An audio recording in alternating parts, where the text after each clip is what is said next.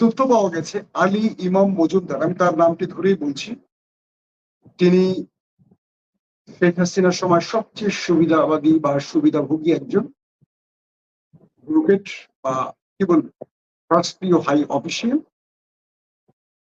বর্তমান সচিবালয় তার নিয়ন্ত্রণে চলছে এমন একটি তথ্য আসে। নেপথ্য থেকে এই রাষ্ট্রকে সবচেয়ে কি বলবো পরিকল্পিত ভারত তোষণে বা ভারত দ্বীপে বা স্বাধীনতাকে বিচ্ছিন্ন করা বা আমাদের যে স্বপ্ন সেখান থেকে এটাকে ছিনতাই করার টার্গেটে নেমেছে প্রথম আলো টেলিস্টার। একটাও আমার কথা না। রাষ্ট্রের গুরুত্বপূর্ণ সচিবদের যে বক্তব্যগুলো তারা আমাকে বলছেন যে কথাগুলো বলেন আপনারা, আপনাদের কথা মানুষ শোনে, আপনাদের কথা মানুষ আন্দোলন করতে পারলে মানুষ শুনবে। এবং আমি একটা খুব